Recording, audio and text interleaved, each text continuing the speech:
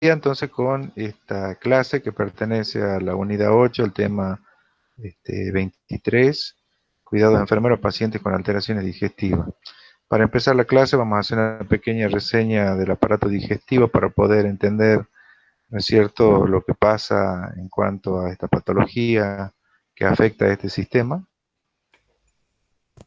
Ustedes deben recordar de estructura y función que, bueno, el aparato digestivo es uno de los aparatos fundamental, ¿no es cierto?, en la fisiología, digamos, de la persona, ¿no? Específicamente hablando de lo que tiene que ver la alimentación y la nutrición.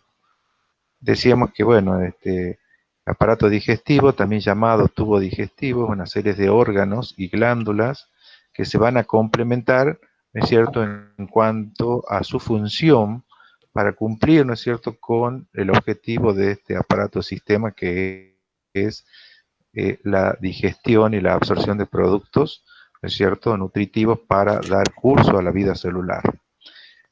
Bueno, el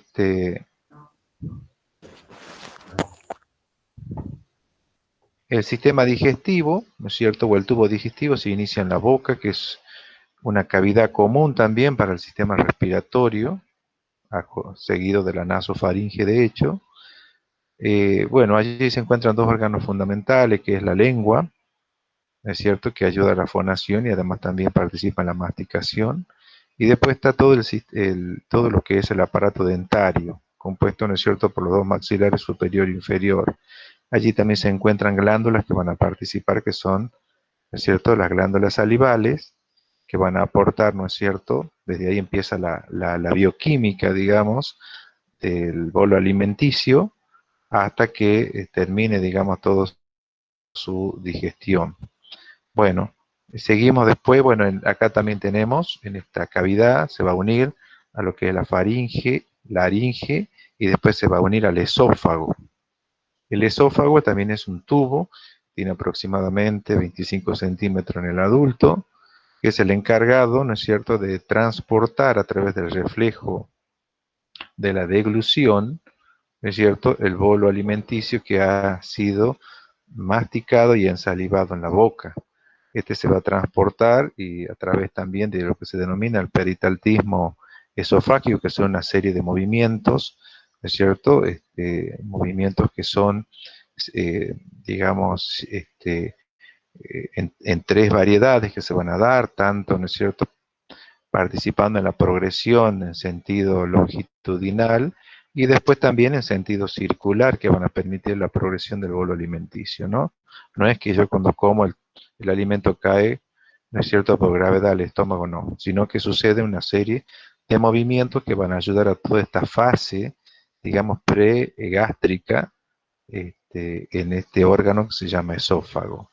Bueno, el esófago se va a unir al estómago a través también, ¿no es cierto?, de una compuerta, de un esfínter llamado cardias, ¿m? Que generalmente tiene que ser continente para evitar que suceda lo que se conoce como el nombre de reflujo gastroesofágico. Ya saben ustedes que empieza el periodo digestivo y a nivel del pH gástrico, el mismo baja, se hace bastante ácido por la acción del ácido clorhídrico, por lo tanto, ¿no es cierto?, las células, ¿no es cierto?, que revisten el tubo esofágico no están preparadas para soportar ese pH, tiene un pH más bien neutro. Por lo tanto, si ese reflujo se produce por alguna falla del cardia, se va a producir una irritación de todo este tapizado celular del esófago y así va a producir un efecto adverso que se conoce como esofagitis por reflujo. Bien, después entramos al estómago, ¿no es cierto? El estómago tiene un cuerpo, tiene un fondo, tiene un antro, que este, la capacidad aproximada que puede llegar a tener el estómago es entre 500 a 800 mililitros de capacidad, por lo tanto es importante que cuando se haga la ingesta de alimentos sea relativamente, digamos, respetando esta no muy copiosa que me lleve a una situación después de una incomodidad postprandial después ¿no es cierto?, por una ingesta excesiva también. Ya vamos a ver que uno de los cuidados son que la paciente muchas veces tiene que comer la comida, ¿no es cierto? Más bien pequeñas cantidades en patologías digestivas. Bueno, este estómago, ¿no es cierto? Tiene una serie de glándulas. El estómago también, por ahí uno se pregunta cómo puede resistir niveles de pH tan bajo al momento de la digestión. Bueno, porque hay un conjunto de células especializadas que están preparadas a nivel de la mucosa, submucosa, de la capa muscular y después, por supuesto, la protección de las serosas que van a dar hacia el peritoneo. Están preparadas, ¿por qué? Porque en el mucus que contiene, ¿no es cierto?, por encima de la mucosa, realmente tiene ahí una serie de células especializadas que son las encargadas de hacer lo que se denominaría como, eh, digamos, están preparadas para neutralizar de alguna manera ese efecto de la hiperacidez al momento de la digestión, que generalmente están compuestas por bicarbonato, que es, digamos, el buffer o que usamos nosotros a nivel el cuerpo usa a nivel fisiológico. Y después están las prostaglandinas que también van a trabajar, ¿no es cierto?, reduciendo el efecto inflamatorio. Bueno, estas células especializadas trabajan y se preparan y allí sucede, ¿no es cierto?, ya una serie de, cuando uno ingiere el alimento, empieza, ¿no es cierto?, a digerirse a través de unas enzimas que van a participar, entre ellas una de gran relevancia que va a hidrolizar las proteínas, como es la pepsina. De ahí la importancia también de que esta enzima puede tener, en la medida que no esté, se rompa ese equilibrio entre la agresión y la defensa de la mucosa gástrica, esta pepsina puede terminar agrediendo al estómago y siendo la responsable muchas veces de la agresión y de la posterior ulceración de la mucosa gástrica o del duodeno, suponiendo que se pueda afectar. Así que de ahí la importancia de que se mantenga este equilibrio, ya cuando veamos gastritis, entre los factores que son, ¿no es cierto?, de defensa y los factores que pueden resultar agresivos a la mucosa gástrica, ¿no? Entre ellos la alimentación y algunos medicamentos que ya lo vamos a ver. Bueno, acá sabemos también que en la unión del estómago con la primera porción del intestino delgado, que se llama duodeno, donde está una válvula o una compuerta muy importante que se llama píloro, que también aparte de ser continente tiene una función mecánica de alguna manera de compactación, de alguna manera preparando el tránsito del bolo alimenticio desde estómago hacia duodeno, donde van a suceder los otros fenómenos bioquímicos que van a dar lugar, ¿no es cierto?, a la digestión de los macronutrientes. Bien, una vez que es importante que es importante también que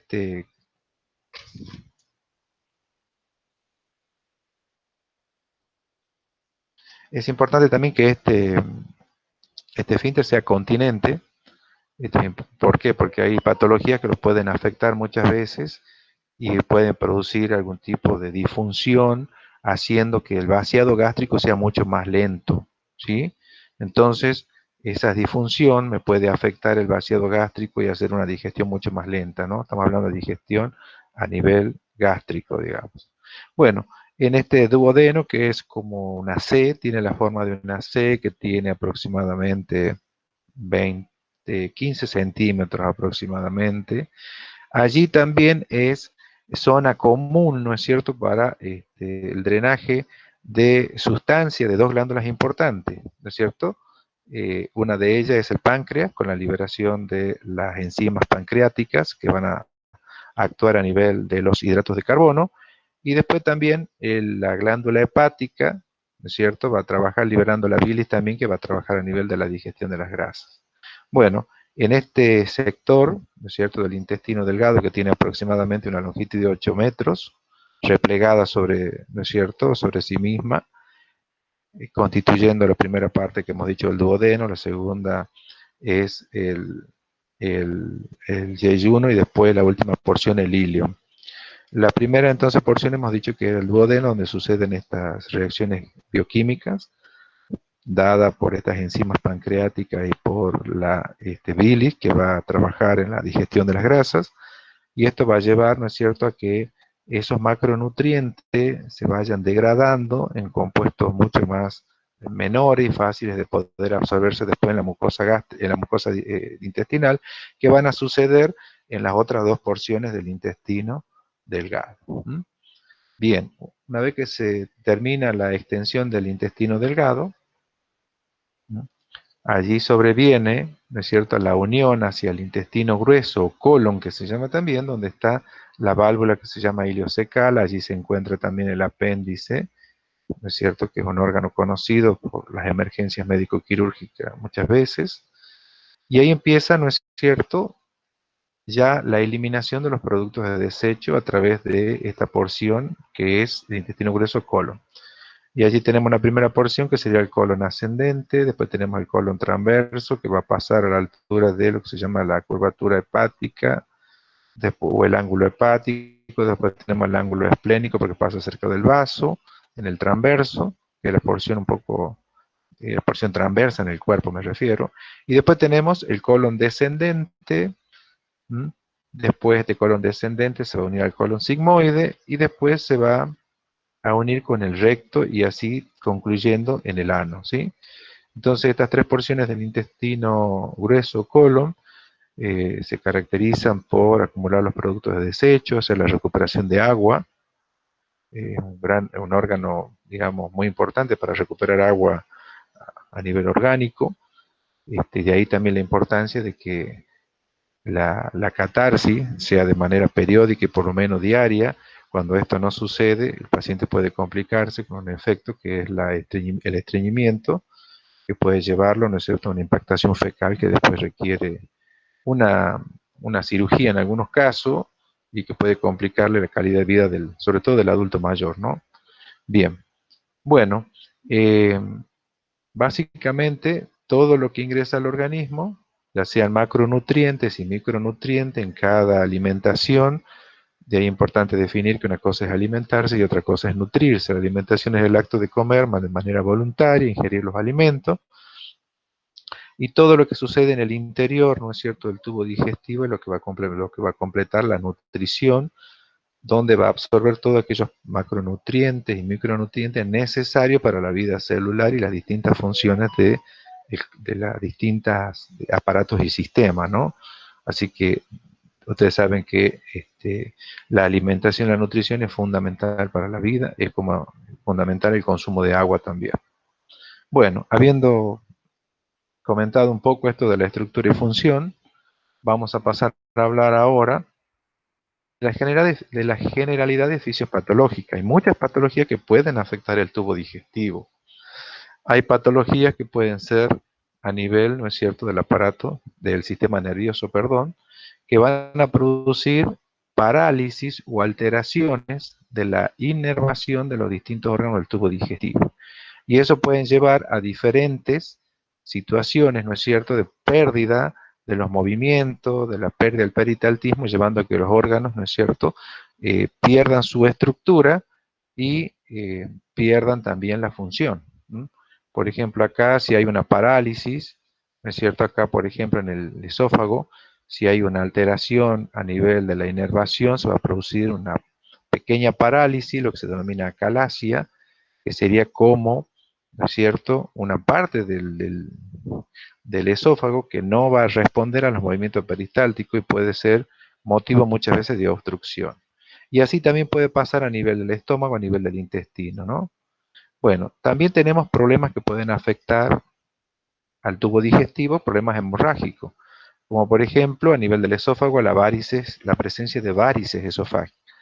Muy semejante a las varices que vemos en los miembros inferiores de manera externa del sistema venoso periférico, también la podemos ver nosotros en la mucosa, ¿no es cierto?, del esófago, producto de una complicación hepática que se denomina hipertensión portal. El sistema portal se altera y se va a producir un flujo retrógrado, lo que va a hacer que todos los vasos sanguíneos del tronco del cuerpo generalmente tiendan a dilatarse. Y en este caso, a nivel digestivo, principalmente en el esófago, se van a dilatar hacia el interior produciendo varices. Y el riesgo de esas varices de que se puedan romper. Y eso va a producir un sangrado en el tubo digestivo, ¿es cierto? Que si es en el esófago va a ser lo que se denomina hemorragia digestiva alta.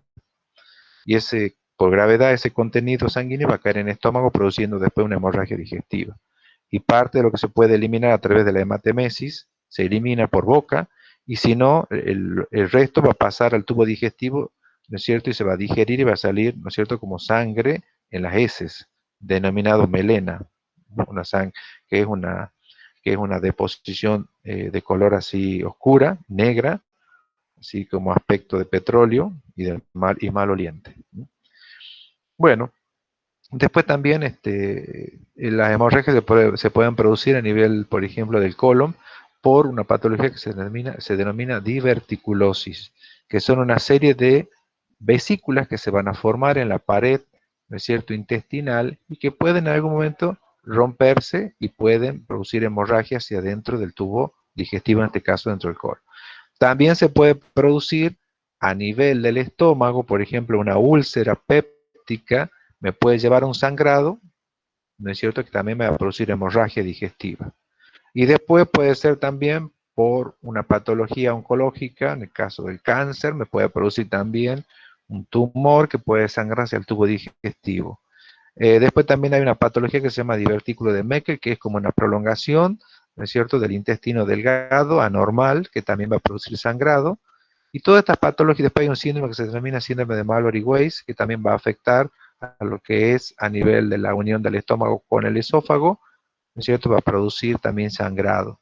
Entonces, todas estas patologías van a configurar todas estas, digamos, estos signos van a confirmar una serie de patologías hemorrágicas que van a afectar al tubo digestivo. Después también tenemos, ¿no es cierto?, patologías que van a afectar al tubo digestivo, ¿no es cierto?, perforándolo, que pueden ser perforación mecánica, por instrumento, pueden ser por armas blancas, por arma de fuego, puede ser una úlcera péptica que se haya perforado, haya superado las diferentes capas del estómago, desde la capa mucosa hasta la capa serosa, y haya perforado y haya constituido una perforación de manera, digamos, patológica. Y después también se puede perforar porque, bueno, capaz que el intestino en alguna parte ha rotado sobre su mismo eje, ha producido una isquemia y ha producido como resultado una gangrena y también se ha perforado. O también un divertículo que hemos dicho que son estas bolsitas que se forman en el colon, se pueden perforar y también puede haber pérdida de heces hacia la cavidad peritoneal y eso también va a generar un abdomen agudo en este caso. Y ya lo van a ver seguramente más detallado cuando vienen quirúrgica. Entonces, ven ustedes que desde el punto de vista fisiopatológico también puede haber perforaciones en el tubo digestivo que van a configurar una patología seguramente de urgencia médico-quirúrgica. Bueno, después también tenemos patologías obstructivas que se pueden dar a nivel del esófago, por ejemplo, un paciente que ha sufrido un accidente cerebrovascular y se ha afectado todo lo que tiene que ver la motilidad, que se denomina, o el peristaltismo, y va a producir una obstrucción también. A nivel del píloro también, ¿no es cierto? Si se ha generado una úlcera gástrica a nivel del píloro, también esa úlcera cuando se vaya a resolver o cicatrizar, me puede producir una obstrucción también porque se ha formado mucho tejido cicatrizal y me puede llegar a producir una obstrucción a nivel del píloro también. Bueno, y después también, por supuesto, la presencia de tumores en todo el trayecto del tubo digestivo me puede llegar a producir obstrucción. ¿Mm? Y bueno, acá ven en el intestino delgado, después de haber tenido una cirugía intestinal o una cirugía abdominal, puede haber, digamos, alteraciones en la cicatrización, se pueden producir adherencias que se llaman, o también la presencia de hernias. Las presencias de hernias, sobre todo aquellas que se vayan comúnmente llamadas, que se estrangulan, porque hay, ¿no es cierto?, un cierre umbilical por donde protuyen, ¿no es cierto?, pueden configurar también una patología obstructiva también, ¿no? Bien, después también tenemos las entidades que se denominan inflamatorias dentro del tubo digestivo y podemos tener desde glositis, que sería la inflamación de la lengua, hasta, ¿no es cierto?, colitis, que van a afectar el colon inflamándolo. Así tenemos esofagitis, gastritis, ¿no es cierto?, enteritis, colitis. Bueno, todo lo que termine en itis significa inflamatorio y que vaya a afectar, ¿no es cierto?, el tubo digestivo, desde la boca hacia el recto. Y bueno, y después están las entidades neoplásicas que pueden afectar de todo el tubo digestivo, desde su ingreso hasta su finalización, ¿no es cierto?, con diferentes, ya sea la presencia de tumores que van a producir todo esto que vimos acá, desde inflamatoria, obstructiva, digestiva, motoras, hemorrágica y de perforación también. ¿Mm? Esto un poco para que podamos entender todo desde el punto de vista fisiopatológico, las patologías que pueden llegar a afectar al tubo digestivo. No solamente vamos a ver inflamatoria, como ahora nosotros vamos a tomar dos, que son una inflamatoria y la consecuencia de esta, que sería las úlceras. Pero hay muchas patologías que afectan al tubo digestivo, ¿no? Que muchas de ellas se pueden recibir tratamiento clínico y otras tienen que recibir tratamiento quirúrgico porque necesitan, como por ejemplo, hablábamos de las obstrucciones o las perforaciones que son de urgencia médico-quirúrgica. Bueno, espero, no sé si se ha entendido hasta ahí. Sí, ¿Se licenciado, entendió? Que alguien me perfecto. confirme. Bueno. Esta figura es una figura que ustedes en una edición del libro de Enfermería Médico-Quirúrgica de Brunner la puso y me ha parecido muy relevante porque acá de alguna manera resume todo lo que tiene que ver con los aspectos fisiopatológicos, ¿no es cierto?, del tubo digestivo. Bueno, eh, nosotros participamos mucho también en la preparación del paciente para la fase diagnóstica, más allá del diagnóstico médico que se hace usando el método clínico que ya ustedes conocen, partiendo desde la anamnesis y terminando por la exploración física. La evaluación diagnóstica con los exámenes complementarios es muy importante en estos casos también, pero nunca tenemos que dejar de lado el método clínico, una buena anamnesis al paciente, empezando a preguntar cuáles son el motivo de la consulta, ¿no es cierto?, antecedentes de la enfermedad actual, cuándo ha empezado, dónde, cómo, qué lo ha traído a la consulta, en el camino qué ha sucedido, qué ha ingerido, ha tomado medicación, lo ha revisado a alguien, si se trata de una patología digestiva, si hay algún alimento que ha promovido la aparición de los síntomas, o si hay alguna situación que vaya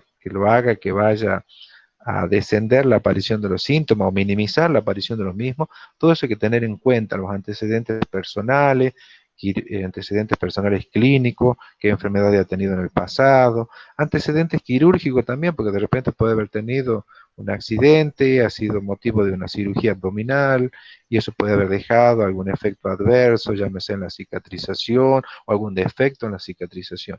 Por lo tanto, es importante hacer toda, ¿no es cierto?, una correcta anamnesis, preguntando todos estos datos del paciente, o cómo ha sido, si ha tenido alguna ingesta accidental de algún producto tóxico que puede haberle producido, alguna inflamación a nivel del aparato digestivo, etcétera. O sea que todo tenemos que tenerlo en cuenta. Y después proceder, ¿no es cierto?, a un buen examen físico, teniendo en cuenta, ya sabemos, el sentido cefalocaudal, de manera después segmentaria, para ir encontrando los hallazgos de la enfermedad. ¿Mm? Y después es importante que también el paciente nos refiera cómo son los patrones de la vida cotidiana. Y a eso nos referimos a las funciones fisiológicas, en cuanto a la ingesta, la eliminación, ¿no es cierto?, qué es lo que habitualmente come, el patrón de eliminación, ¿no es cierto?, si es diario, cada 2 días, 3 días, características de los mismos. Bueno, todo esto me va a aportar, ¿no es cierto?, los datos para que yo pueda interpretar todo lo que le está pasando al paciente. Y bueno, y para complementar todo esto se va a usar la valoración diagnóstica. Generalmente, a nivel del aparato digestivo, lo que más generalmente se está usando, por ejemplo, si se trata de una patología digestiva como una gastritis o una úlcera o una patología del esófago, generalmente lo que más se está usando es la fibroscopía o llamado también endoscopía. Endoscopía digestiva de tracto superior son todas las que se hacen por boca y de tracto inferior son las que se hacen a través del ano, recorriendo la porción inferior del tubo digestivo. Ya saben que enfermería participa preparándolo al paciente en estos casos, por eso es fundamental su participación también, tanto para superior como inferior, y asiste al profesional médico especialista en endoscopía durante, ¿no es cierto?, la realización de estos exámenes. Bueno, la endoscopía la verdad que ha revolucionado bastante la valoración diagnóstica porque ha arrojado datos inmediatos, muchas veces en vivo estamos viendo lo que el paciente tiene a través del monitor, que lo puede ver el equipo tratante que está en la sala de endoscopía, lo que tiene el vivo y en directo podemos ver la lesión del paciente. ¿Por qué? Porque se introduce ¿no es cierto? Un tubo flexible a través de la boca, si es una endoscopía de tracto superior, y se va a ir viendo, ¿no es cierto?, desde la faringe, vamos a ir viendo el esófago, porque además en este tubo flexible tiene un haz de luz, tiene una cámara que va tomando en vivo y en directo, ¿no es cierto?, registro de todo lo que es la cavidad, o sea, todo el tubo digestivo, lo vamos viendo en vivo y en directo a través de un monitor que está a la vista de los participantes o de los que están, digamos, trabajando en ese momento con el paciente. Entonces puedo ver la característica de la mucosa, el color, si está sangrando, si hay alguna anormalidad que yo pueda detectar. ¿M? Y generalmente este tubo que se introduce es un tubo, que ya hemos dicho, tiene una fibra óptica, tiene luz, tiene una cámara que va filmando, tiene aspirador para ir aspirando secreciones, también tiene aireador, va tirando aire si es necesario, tiene pinzas también para de paso poder tomar muestras de tejido, que son pinzas pequeñas, pinzas saca bocado para poder tomar muestras de tejido, o sea que son, digamos, con multipropósito, esto es la fibroscopía o la endoscopía en este momento. Por eso es muy, muy utilizada, ¿no? Y bueno, y después la de tracto inferior, que generalmente el paciente se tiene que preparar, tiene que limpiar su intestino, tiene que quedar limpio, que generalmente se dan la noche anterior o el día anterior soluciones catárticas, que son soluciones o preparados que toma el paciente, de tal manera que eso ayuda a que se limpie bien el intestino y para que se pueda visualizar, porque si el intestino no está limpio, no se puede visualizar nada y ha fracasado ese examen complementario, donde enfermería tiene una gran participación también en la preparación del paciente. En la vieja época usábamos enemas de limpieza, bueno, hoy no, hoy se usan sustancias catárticas que el paciente lo prepara en una botella, lo ingiere el día anterior, generalmente 24 horas, y el paciente, por supuesto, acelera el tránsito intestinal esto, entonces el paciente va evacuando hasta que deja totalmente limpio su intestino para que se pueda visualizar, ¿no es cierto?, el segmento que se quiere estudiar. Ya estoy hablando, si se quiere estudiar recto, va a ser una rectoscopía, si es el sigmoide, sigmoidoscopía, colonoscopía, ¿no es cierto?, si se trata de el colon, digamos, en sus diferentes porciones. ¿Mm? Bueno, después también se hacen radiografías. Generalmente radiografía, para que yo pueda ver el tubo digestivo, una radiografía común y corriente no me arroja información. Solamente voy a poder ver en una radiografía común son, ¿no es cierto?, algunas estructuras de tejido, como por ejemplo corazón, puedo ver el diafragma y después las estructuras óseas. Pero el tubo digestivo no lo puedo visualizar bien. Para que yo pueda visualizarlo, generalmente se dan sustancias de contraste para que ingiera el paciente. Generalmente esas sustancias de contraste están hechas, es un tipo de jarabe blanco que el paciente lo consume, ¿no es cierto?, generalmente media hora antes de hacerse el estudio, y esa sustancia de contraste se va a adherir a todo lo que es el tubo digestivo, como son radiopaca, y al momento, ¿no es cierto?, acá tienen una figura, por ejemplo, una placa de ¿no es cierto?, un colon por enema que se llama, que es una radiografía del colon, ¿no es cierto?, con sustancia de contraste, y ahí se lo puedo ver. Pero si normalmente no lo podría ver, a menos que esté muy lleno de S, lo podría visualizar, pero no la podría ver bien. En cambio, acá yo lo puedo visualizar en las tres estructuras, ascendente, transverso y descendente. Y lo puedo ver muy bien y puedo ver si se presenta alguna alteración, como alguna obstrucción, se lo puede ver, que aparentemente esta figura no tiene el colon ninguna obstrucción aparentemente, ¿no?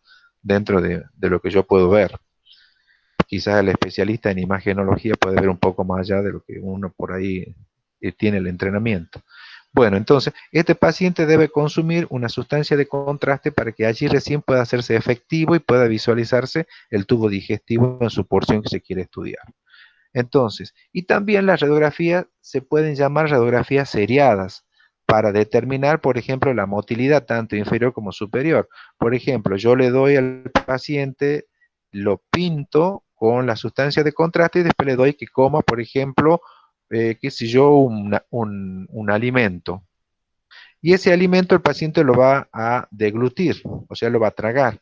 Y eso va a transcurrir por el tubo digestivo y ahí entonces este alimento se le va a sacar varias fotos o varias placas para ir viendo cómo va progresando, ¿no es cierto?, cuando se produce la deglución, por ejemplo, si quiero estudiar esófago. ¿M? Entonces, este alimento va a ir transcurriendo y yo lo voy a ir mediante las placas sucesivas, por eso se habla de seriadas, van a ser varias placas, cuando ingresa al tercio superior, al tercio medio, al tercio inferior, ve cómo va transcurriendo ese bolo alimenticio que ha tragado el paciente o ha deglutido. Entonces, esos son para ver motilidad, que también se puede hacer tanto para superior como inferior también. Bueno, aparte, por supuesto, en cuanto a los análisis, también, por supuesto, se hace análisis generalmente de sangre, donde se pide lo básico que ya conocemos, laboratorio básico, un hemograma, glucemia, hemoglobina y alguna determinación específica relacionada a hígado, por ejemplo, que si yo, podemos pedir enzimas hepáticas, se puede pedir alguna otra determinación que sea relativa a la patología que tenga el paciente, ¿no? Y también se puede pedir análisis del jugo gástrico para determinar, ¿no es cierto?, el pH generalmente, para ver si cómo está el pH de ese jugo gástrico, porque de repente el paciente ha manifestado que está con mucho ardor, ¿no es cierto?, a nivel retroesternal, y se lo puede relacionar quizás con una esofagitis por reflujo. Entonces se puede estudiar el jugo gástrico. Bueno, y después también nosotros participamos también en la toma de muestra de heces para hacer sangre oculta. Muchas veces la sangre es muy discreta, que no se la puede ver a simple vista. El paciente defeca y a simple vista no se la puede ver a pérdida de sangre, pero de repente está con un síndrome anémico. Capaz que está con una diverticulitis. Si ustedes se acuerdan que hemos visto hace un rato la figura de los divertículos, son pequeñas bolsitas que pueden sangrar hacia el interior del tubo digestivo, en este caso hacia el interior del colon, y pueden perder sangre de manera muy discreta que yo no la voy a ver a simple vista. Por lo tanto, ahí va a ser necesario que si yo veo que estoy con un síndrome anémico y no hay una pérdida aparente, voy a hacer una sangre oculta, ¿no es cierto?, en heces. Es un análisis que se hace en laboratorio. Y después, por supuesto, si el paciente tuviera una diarrea, tendría que hacer un coprocultivo, que es el cultivo de, ¿no es cierto?, las heces, que se denomina coprocultivo, que para determinar si el paciente está cursando una infección intestinal, para determinar cuál es el germen, ¿no es cierto? Bueno, después ver el antibiograma para ver qué antibiótico se va a indicar para tal caso. Bueno, y otro muy usado, sobre todo para órganos con estructura, para las glándulas, es la ecografía. ¿Mm? La ecografía también es muy usada, sobre todo para hígado, se puede usar para vaso, para páncreas, para riñones, y así puedo determinar yo la estructura del órgano como está, si tiene una estructura homogénea, que es lo normal, o lo alterado sería una estructura heterogénea, por ejemplo, ¿sí? Y ahí puedo ver si tengo presencia de litiasis en la vesícula biliar, si tengo una hepatomegalia, si están dilatadas las vías biliares, o si tengo la presencia de algún nódulo, etcétera, que puede visualizarse a través de la ecografía. ¿Mm? Generalmente se usa para órganos con estructura, no para órganos huecos. Hemos dicho que para órganos huecos como el tubo digestivo, lo más recomendado es la fibroscopía o en su defecto la radiografía contrastada. Y después, por supuesto, algo mucho más avanzado, la tomografía computada usando rayos en diferentes cortes, me permite ver con más detalle, ¿no es cierto?, las estructuras de algunos órganos, el tubo digestivo también, y la resonancia magnética, donde el paciente se lo somete a un campo magnético y se va estudiando las porciones que se quiere analizar de manera detallada, para visualizar alguna entidad patológica que puede estar cursando el paciente. Esto desde el punto de vista de la valoración diagnóstica. Vuelvo a decir, recordemos siempre que partimos del método clínico y recién se debe ir al final a buscar la confirmación diagnóstica usando los exámenes complementarios, que hay muchísimos. Hoy se está usando muchos exámenes complementarios bastante avanzados. El laboratorio clínico ha avanzado muchísimo en los reactivos que está usando y en la rapidez de las determinaciones también. Y bueno, pero en estas patologías sí sigue siendo, digamos, lo más utilizado la fibroscopía. Bueno, vamos a hablar un poco de la valoración de enfermería en estos pacientes. Hemos dicho hace un rato que se basa principalmente en el examen físico y la entrevista clínica, como hablábamos recién, siguiendo los pasos del método clínico. Y hay que concentrarse en algunos síntomas o signos que refiere al paciente. ¿Sí? El paciente nos puede referir muchas veces cuando estamos haciendo la entrevista que el paciente viene con anorexia, que ha perdido el apetito, no tiene ganas de comer, y esto se le pregunta hace cuántos días empezó, Sucede con las 4 comidas, o con las 6 comidas que comía, de repente comía 6 comidas, pasó a 4, hace 2 comidas al día, la porción es menor la que consume ahora, eh, eso, o sea, esto también, esta anorexia se va a acompañar con pérdida del gusto, pérdida del olfato, hay alguna repulsión hacia algún alimento en particular. Bueno, todo eso tenemos que investigar en cuanto a la pérdida del apetito. Y después la hiporexia, que sería la disminución del apetito, y después la polifagia. Si consume, ¿no es cierto?, grandes cantidades de alimentos. Por ejemplo, hay muchos pacientes que están cursando una úlcera péptica y muchas veces cuando empieza el dolor postprandial, inmediatamente van a comer y comen mucha cantidad para evitar el dolor, digamos, de la úlcera.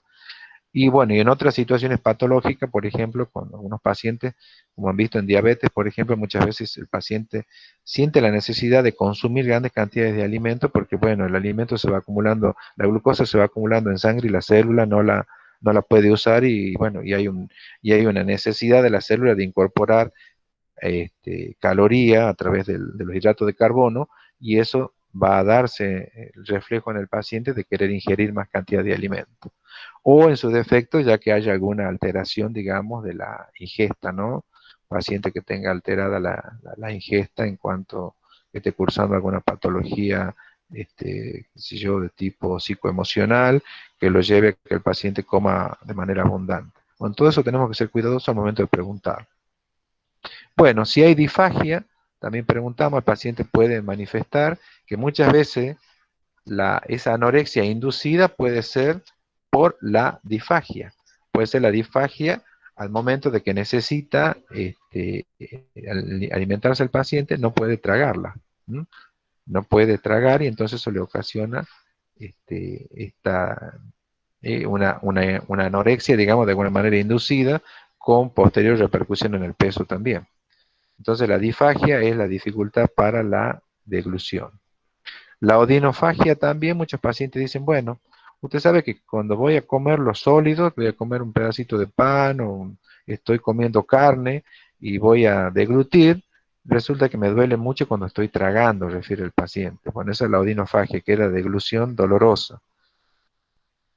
Por ahí también a veces es necesario, en el contexto de un diagnóstico diferencial, muchas veces la odinofagia o el dolor que el paciente le refiere cuando traga, también por supuesto hay que descartar alguna patología que sea desde el punto de vista cardiovascular también, si es muy frecuente, si el dolor no cede, entonces hay que descartar. Pero aclaramos que la odinofagia entonces es la deglución dolorosa.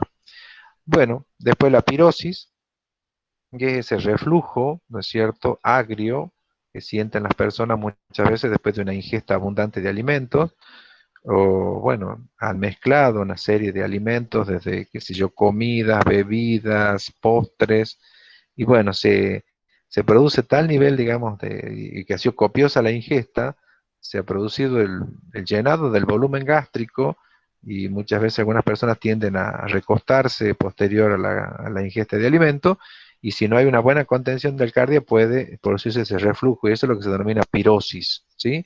Esa sensación desagradable de de ese contenido ácido que puede subir a nivel del esófago. Y después están lo que se denominan las dispepsias, comúnmente llamada, ¿no es cierto?, mala digestión por la gente, que son molestias postprandiales después de comer, relacionadas con una ingesta copiosa, con mezclas de alimentos, o haber comido comidas que son muy pesadas, muy ricas en grasas, ¿no es cierto? Donde la digestión es mucho más lenta, o muy ricas en proteína, con abundante carnes, por ejemplo, o que se haya hecho una mezcla importante de, qué sé yo, bebidas, postres, bueno, esos atracones que nos hacemos en las fiestas familiares a veces pueden dar estas dispepsias, ¿no? Que es una molestia postprandial, muy relacionada a una ingesta excesiva generalmente. Bueno, también el paciente nos puede manifestar que después de comer siempre tiene eructos, que serían los gases que van a salir, ¿no es cierto?, por el tracto superior. Muchos de ellos están dados porque, bueno, mientras come se está hablando y se traga aire. Otras veces también porque consumen abundantes bebidas gasificadas y los eructos pueden estar presentes. Y otras muchas veces también puede estar derivado del tipo de alimento que se consume, ¿no es cierto?, y que pueden generar estos gases también. Y después están los flatos, que son los gases que van a salir por el tracto inferior, que generalmente puede estar relacionado con patologías como por ejemplo el colon irritable, o puede estar relacionado también con el tipo de alimento que se consume. Hay alimentos que son mucho más fermentativos y van a producir gases, ¿no? Generalmente son bastante molestos porque producen una cierta distensión, son molestos porque, bueno, uno si está en un lugar de trabajo les es incómodo, y hay personas que sufren mucho de los flatos. Así que, bueno, es un aspecto de tenerlo en cuenta también que puede ser y estar dado también por una alteración del tubo digestivo, ¿no? Y después está el vómito. Sabemos que el vómito no es algo anormal, que es una respuesta generalmente a una determinada situación. Generalmente cuando hacemos esas ingestas copiosas, generalmente cuando el estómago no puede superar toda esta oferta, digamos, en cuanto a alimento, y lo tiene, ¿cierto? Se produce un estancamiento en el mismo, y ya no puede digerir todo esto porque, bueno, le es bastante abundante, puede producirse lo que se denomina el vómito reflejo. Parece un vómito que es reflejo y se produce la eliminación de este producto, ¿no es cierto?, gástrico a través del que asciende por el esófago y después de manera voluntaria, de cierto modo al principio y después de manera involuntaria puede terminar siendo, se elimina este contenido al exterior en forma de vómito. Lo importante del vómito es visualizar qué característica tiene, no es algo que, bueno, se tenga que hacer, pero bueno, por razones, digamos, patológicas se lo tiene que tener en cuenta. Si qué contenido hay, contenido alimenticio, hay contenido bilioso, hay presencia de sangre. El vómito también puede ser una respuesta a determinada ingesta accidental de alguna sustancia. Muchas veces al ingerir sustancias, ¿no es cierto?, accidentales como producto de limpieza, también puede ser la respuesta a una intoxicación, ¿no?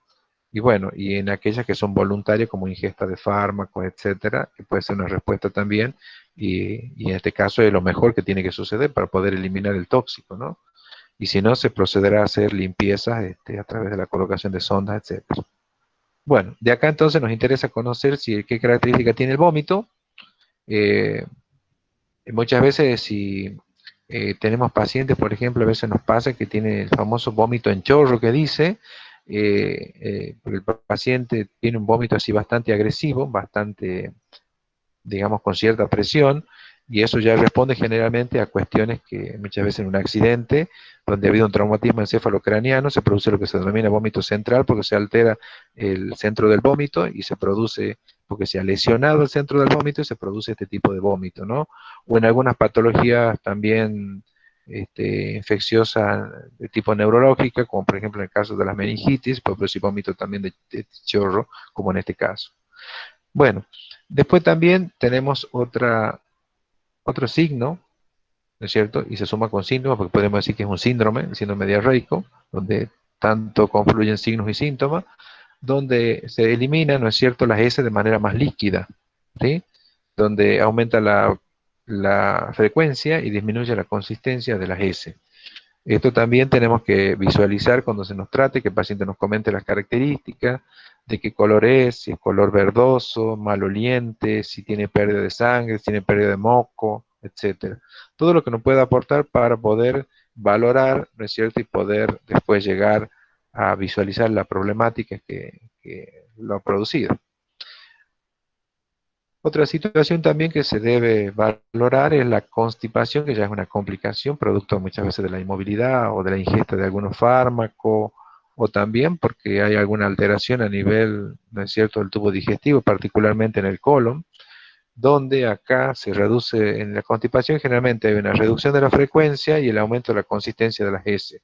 Las heces se van a consolidar más en el intestino, se van a endurecer, va a costar eliminarlas, el paciente tiene que hacer mayor esfuerzo y si se trata de un adulto mayor más le va a costar. ¿Por qué? Porque hay una pérdida, ¿no es cierto?, de la presión intraabdominal, lo que va a ayudar a que esto pueda favorecer la eliminación. O también, producto de la inmovilidad, se puede dar esta situación también. O también se puede ver favorecida por la ingesta de fármacos, por ejemplo, consumir muchos antiácidos puede llegar a producir constipación, los anticonvulsivantes me pueden producir constipación, los medicamentos, por ejemplo, para la analgesia, por ejemplo, los opiáceos como la morfina me producen constipación también. Por lo tanto, si el paciente tiene que tomar obligadamente estos fármacos, yo como enfermero tendré que darle los cuidados para evitar, ¿no es cierto?, que se vaya a constipar. Porque una constipación me puede dar como resultado, ¿no es cierto?, una impactación fecal y una obstrucción intestinal y después el paciente va a terminar con una cirugía y en el peor de los casos puede terminar con una colostomizado, ¿no es cierto?, con un abocamiento en el abdomen del intestino para que hasta que después se recupere el tránsito intestinal, digamos, en un futuro. Así que hay que tener mucho cuidado con esto y valorar bien al momento de que el paciente nos refiera a esto, ¿no? Y por supuesto, como síntoma universal, el dolor está presente. Va a depender del órgano afectado. Si es el esófago, hemos dicho que la localización va a ser retroesternal, con irradiación hacia la espalda. Si es gástrico, ¿se acuerdan ustedes que lo dividíamos al abdomen en 9 cuadrantes? ¿No es cierto? Donde el cuadrante, 9 cuadrantes, podemos decir que el superior medio se denomina, ¿no es cierto?, epigastrio, que es la zona donde va a repercutir generalmente el dolor de tipo gástrico, ¿no? Y puede tener una cierta irradiación hacia la espalda, y acá habla de la región subescapular izquierda. El duodeno, la localización también va a ser en el epigastrio, con irradiación hacia la espalda, en especial hacia el lado derecho. Y después la vesícula biliar, ¿no es cierto?, cuando ya está produciendo alguna sintomatología, sería en el cuadrante superior, ¿no es cierto?, hacia la derecha, lo que se denomina hipocondrio derecho, y puede irradiarse hacia la espalda. O no, a veces también, puede darse que no. Pero generalmente el dolor está ubicado en esa zona. Y generalmente cuando el médico hace la palpación en la zona, buscando el reborde costal del lado derecho, y ahí generalmente el paciente refiere, se agudiza el dolor. Bueno, el dolor pancreático se localiza generalmente en el epigastrio, pero con irradiación hacia el flanco izquierdo, que esa es la ubicación que toma el páncreas. El dolor apendicular, que hemos dicho que está a nivel de la unión de la última porción del intestino delgado con la primera del grueso, se localiza en la zona generalmente periumbilical y puede predominar hacia la fosa ilíaca derecha, que sería el último cuadrante hacia la derecha, ¿sí? Bueno, esta por supuesto tiene muchas veces, es que el paciente cuando refiere hay que sí o sí la tiene que evaluar el cirujano, no dejarlo que el paciente se vaya, ni tampoco apagar el síntoma con un analgésico, hay que hacerlo que lo evalúe sí o sí el cirujano, de tal manera de que confirmemos si no es una apendicitis, que pueda requerir una urgencia médico-quirúrgica, que necesite una cirugía de urgencia. Después tenemos el dolor colónico a nivel del colon, que va a estar dado en el hipogastrio, ¿sí?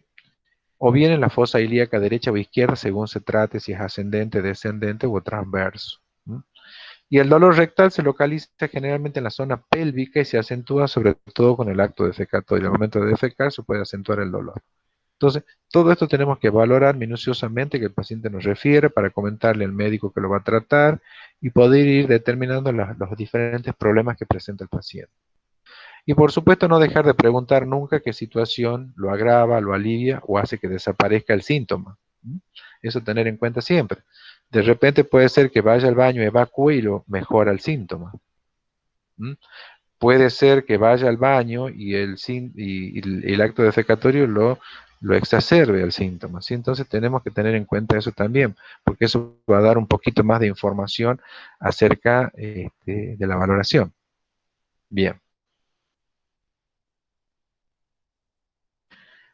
Bueno, y esto vamos a tener en cuenta también vamos a preguntarle también al paciente la dificultad para masticar los alimentos. Nosotros hablábamos hace un rato de las dispepsias, que son las molestias postprandiales, y nosotros vemos en el adulto mayor que muchos de los pacientes adultos mayores no tienen la dentición completa, tienen mucha falta de piezas dentarias, muchas veces les cuesta alimentarse, no mastican bien y trituran sus alimentos y tragan de manera, o sea, degluten prácticamente enteros los trozos de alimento que consumen. Y eso le va a producir después un momento digestivo o momento gástrico mucho más lerdo. Por lo tanto, van a estar estos pacientes con una molestia postprandial bastante, digamos, por más tiempo, a consecuencia de esta dificultad en la masticación. O también suele pasar que le diseñan o le preparan las dentaduras, las llaman prótesis que son removibles generalmente, y muchas de ellas no han sido bien hechas, le producen alteración en las encías, le duele, le pueden sangrar, y prefieren no usarlas y están ahí comiendo sin dentadura. Entonces se imagina con la posibilidad que se pueden inclusive atragantar, ¿no? Así que eso también es un aspecto que hay que valorar mucho. Que muchas veces en los exámenes los alumnos preguntan y nos comentan si les faltan las piezas dentarias del maxilar inferior. Pero ¿qué repercusión le puede traer eso? ¿Cómo se alimenta el paciente? ¿Qué estrategia usa para alimentarse? ¿Comer una dieta blanda o come una dieta sólida? Una dieta normal, sólida. Entonces seguramente le va a costar poder alimentarse. Mire si le falta la dentadura al pobre y tiene y en la casa se hizo asado hoy día. Qué dificultad para comer realmente. ¿Mm? Igual muchas personas se dan la posibilidad de poder hacerlo con alguna estrategia, cortando un pedacito muy finito, o bueno. También se le va a preguntar si ha experimentado anorexia, disfagia, polifagia o dinofagia, la duración, la intensidad del alivio, cómo se agrava, estas dispepsias que hablábamos recién, qué alimentos la producen, la presencia de la pirosis, qué alimentos la producen, capaz que ha consumido cítricos, capaz que ha consumido algunos dulces, con qué se alivia. Generalmente esa pirosis siempre toman generalmente álcali la gente o las sales digestivas que se llaman, o muchas veces que hacen en la casa, a veces toman un poquito de bicarbonato y lo mezclan con agua y toman porque es un álcali, va a contrarrestar el efecto de la acidez, entonces muchas veces neutralizan de esa forma. Entonces, ¿con qué se alivia o qué usan? Ha presentado dolor, la descripción del dolor, la duración, la localización y hacia dónde irradia. Los vómitos y náuseas, características. Generalmente la náusea es lo que precede al vómito muchas veces. Las características, si hay presencia de sangre, etcétera. La presencia de flato, qué alimentos lo producen. Las heces, características, el olor, el color. El cambio de hábito en la eliminación intestinal, si hay diarrea, constipación, la frecuencia, la ingesta de líquido diario, la cantidad, los alimentos que consume, las características, si tienen fibra o son muy sólidos, etcétera, ¿sí? La cantidad, si come las 6 comidas, las 4, o a la noche no cena. Mucha gente, por ejemplo, los ancianos les gusta tomar mucho té y el té generalmente los constipa mucho. Entonces hay que inclusive después en la educación hay que enseñarle, pero pueden tomar con leche, existe otras alternativas en cuanto a infusiones que pueden ingerir, ¿no? Bueno, ¿vamos bien hasta ahí? Que alguien me conteste porque no estoy viendo la pantalla. Sí, sí, licenciado, vas bien. Bueno, ¿se entiende hasta ahí lo que vamos hablando? Sí, sí, muy claro todo. Vamos a hablar ahora de gastritis. Gastritis es una de las entidades patológicas inflamatorias del tubo digestivo que se presentan con gran frecuencia y afectan a una vasta grupo, digamos, jóvenes sobre todo, ¿no? Que nosotros inclusive hemos cursado una gastritis aguda sin darnos cuenta que ha sido una gastritis aguda. ¿Por qué? Porque muchas veces nos hemos sentido con la dispepsia, hemos sentido mal, nos hemos automedicado, que es costumbre frecuente en los tucumanos y en los argentinos, y o hemos tomado un tecito que nos ha dado la mamá o la abuela, y hemos retirado lo que pensaba que nos hacía mal, hemos retirado. Si tomaba café me ha caído, no, el café ha sido, no voy a tomar por unos días el café. O he fumado un cigarrito, me está cayendo mal el cigarro, dejé de fumar un mes. Entonces, retirado el agente agresivo y ha mejorado todo, porque no ha dado grandes síntomas la entidad patológica, en este caso la gastritis. Y pasa a ser algo, ¿no es cierto?, que no le he dado digamos, la importancia de vida, ¿no? Bueno, la gastritis es una entidad de elevada morbilidad a nivel mundial. Su incidencia varía en las diferentes regiones y países.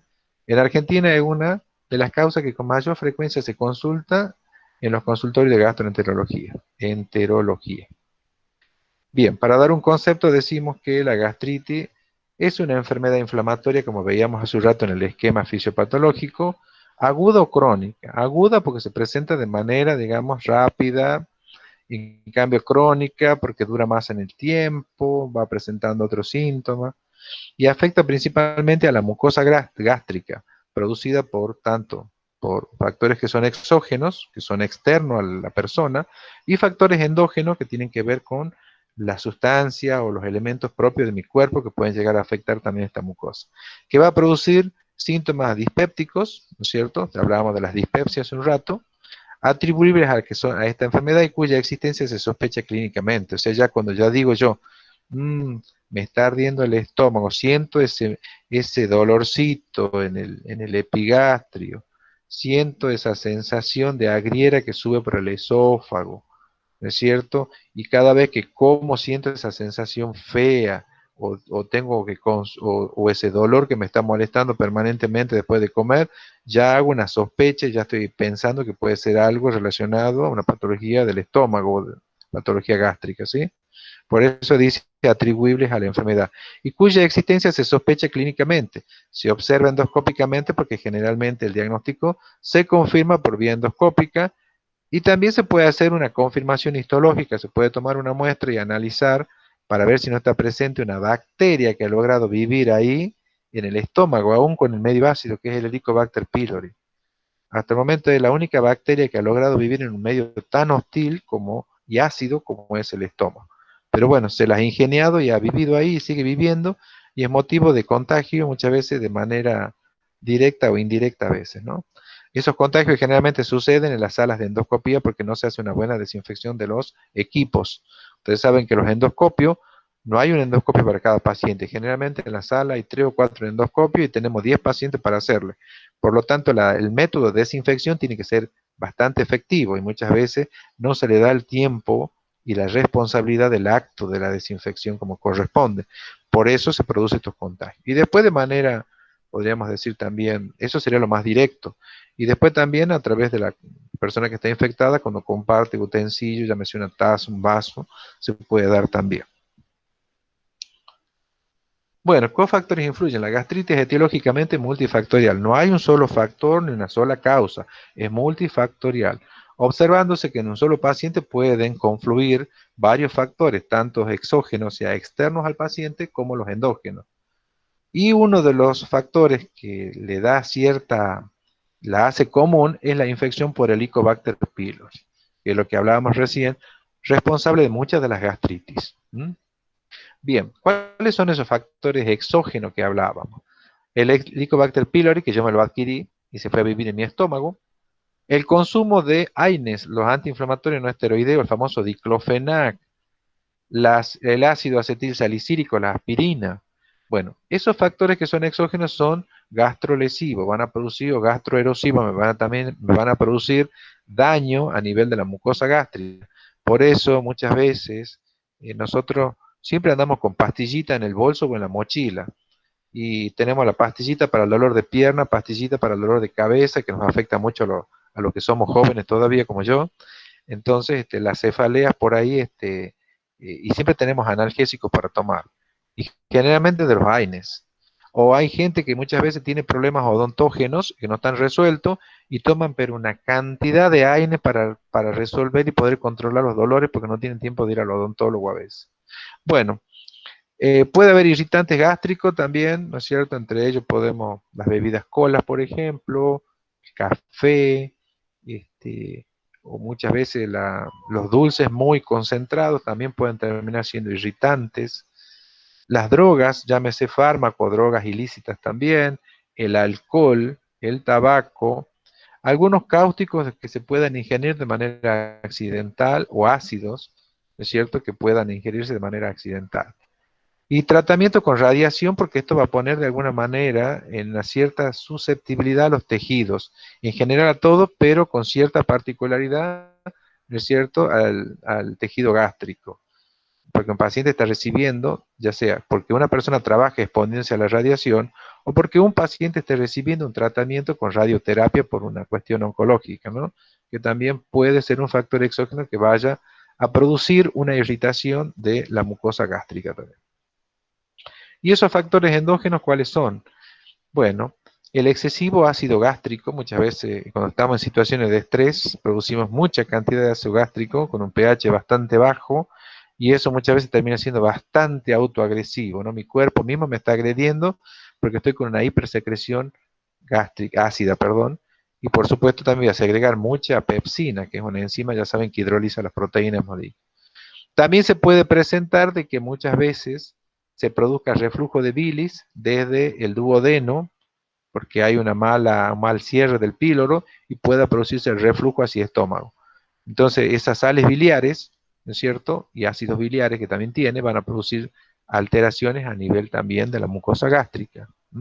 El jugo pancreático también, ya saben que el jugo pancreático, las enzimas son bastante catalíticas, ¿no es cierto? Entonces pueden también alterar las células del tejido gástrico, ¿no? En pacientes renales, la suba de la urea, por ejemplo, que al no tener la función renal conservada, y la urea, que es un producto de desecho que se tiene que eliminar a través de la orina y no se lo elimina, se acumula, me puede producir un efecto inflamatorio también a nivel de la mucosa gástrica. Y por supuesto, las enfermedades autoinmunes, como por ejemplo, artritis reumatoidea, el lupus, también tienen un componente a nivel, digamos, de a nivel gástrico, ¿no? Produciendo inflamación también. Por eso con el tratamiento siempre se va a tratar de dar medicación, ¿no es cierto? También para cuidar el estómago, o sea, para cuidar la mucosa gástrica también. Finalmente son antiácidos en su gran parte. Y por supuesto algo que no le escapamos a ninguno, que es el estrés. El estrés, ya saben que, bueno, por estímulo genera una serie de reacciones, liberación de catecolaminas que van a acelerar los sistemas. El estrés va a hacer que segregue más líquido más ácido clorhídrico, más jugo gástrico, más enzima, más todo, y eso termina siendo bastante agresivo, ¿no? Autoagresivo. Por supuesto que el daño de la mucosa gástrica va a depender del tiempo de permanencia del factor o los factores que van a ser los factores injuriantes que van a producir la injuria, jugando un rol importante la capacidad que tiene la mucosa gástrica. Nosotros hemos dicho que la mucosa tiene una película, ¿no es cierto?, a través de una sustancia donde está el bicarbonato que hace como amortiguador, que es el que me va a proteger, ¿sí? Cuando se rompe ese equilibrio y la sustancia agresiva es bastante agresiva, y me rompe el equilibrio entre el factor que me defiende, que sería en este caso la película que me cubre la mucosa, ahí ya aparece lo patológico, ¿no? Cuando se rompe ese equilibrio entre el factor protector y el factor agresivo, ¿no? Bueno, tiene la mucosa a través de la denominada barrera gástrica para resistir a los factores. Acá participan también las prostaglandinas, que son una serie de sustancias que van a trabajar mucho a nivel de lo inflamatorio, tratando de, digamos, de alguna manera de compensar toda esta agresión, ¿no? Bueno, la barrera gástrica está constituida por componentes preepiteliales, epiteliales y subepiteliales, que son los que tenemos que proteger. Cuando ya se destruyen todos estos componentes, ya se pasa a situaciones donde ya la mucosa se altera y va a cambiar la configuración del tejido, produciendo lo que se llama metaplasia o anaplasia, dependiendo la alteración que tenga, ¿no? Bueno, ¿cómo se clasifica la gastritis? La gastritis hemos dicho en un principio que pueden ser agudas o crónicas. Las gastritis agudas se caracterizan por un infiltrado inflamatorio. Esto lo estoy viendo desde el punto de vista endoscópico, que es lo que dice cuando se la estudia. Es predominantemente, ¿no es cierto?, es infiltrado, donde hay células que van a defender, están generalmente los neutrófilos, y usualmente es transitorio en su naturaleza. Puede acompañarse de hemorragia en algunos casos de la mucosa, erosiones, o en algunos casos puede ser tan agresiva la gastritis aguda que puede darme un episodio de sangrado. Entonces, y ese puede ser el debut muchas veces, ¿no? Entonces, la gastritis aguda es en el tiempo generalmente tiene, a veces ni siquiera me he dado cuenta que hice una gastritis. El tiempo es muy transitorio, muy corto, y generalmente puede presentarse estas características, ¿no? Hemorragia en la mucosa, erosiones, y una mucosa está muy enrojecida, tiene todo el aspecto, digamos así, de brillante por la misma inflamación hiperémica que se denomina, que es por la misma efecto inflamatorio de la mucosa. Y en cambio, en la gastritis crónica, perdón, el infiltrado ya compromete zonas de lo superficial, de la lámina propia entre las criptas y las foviolas que se denominan. Ustedes saben que el tejido, si uno lo ve microscópicamente, tiene como ciertas vellosidades en el estómago. A eso se refiere, ¿sí? Y ahí digamos, vellosidades, están células que generalmente van liberando estos mecanismos de protección, ¿no? Bueno, esto se denomina lo que decíamos recién, gastritis crónica. superficial porque afecta, ¿no es cierto?, a las capas más superficiales.